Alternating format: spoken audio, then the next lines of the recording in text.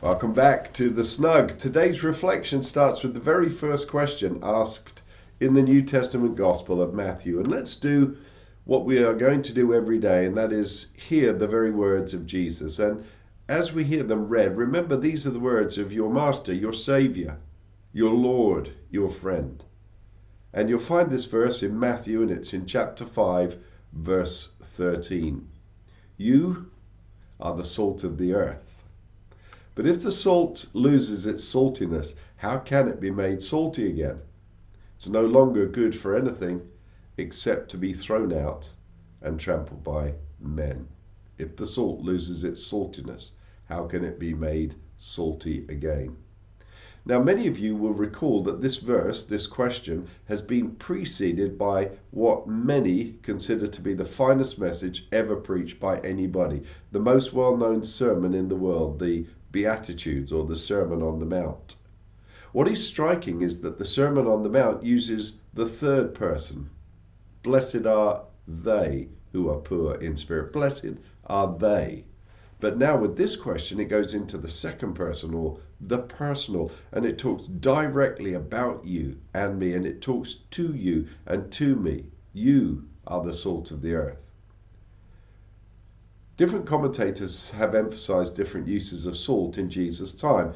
One of the people I've admired greatly and shared a little friendship with is the late David Pawson, an outstanding international Bible teacher. He said that in the times of Jesus, salt was used for two things: to stop bad things growing, so that's a preservative, and for that reason it was regularly added to manure, or to help good things grow, and therefore regularly used as a fertilizer. So you and I can see if salt loses its saltiness, it's no good for the dung heap to stop bad things growing, and no good as a fertilizer to help good things grow. It's only fit to be thrown out and trampled on. Story is told of a rabbi who was once asked, how could one make saltless salt salty again? He replied that one should salt it with the afterbirth of a mule. Well, as you know, mules are sterile, so they can't have an afterbirth.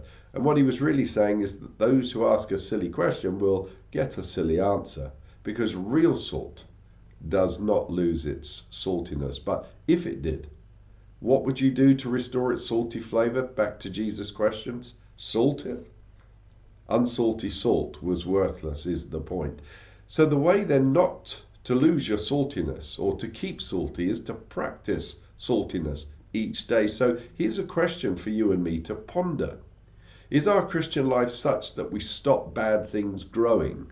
Maybe criticism in our families or workplaces, or some treatment of minorities in our neighborhood that we challenge, or some other salty moment that may just present itself as an opportunity today. Maybe we could take a moment to reflect on that. And as we think and reflect, ask Jesus to help our salty preservative stay salty. Perhaps too, we could ask, where does our salt help good things grow in family, work, and neighborhood? An undeserved loving word, a loving act, a generous gift. Remember our 5 habits today. Stand firm on the word, look up, that's prayer, reach out, give thanks, make a difference.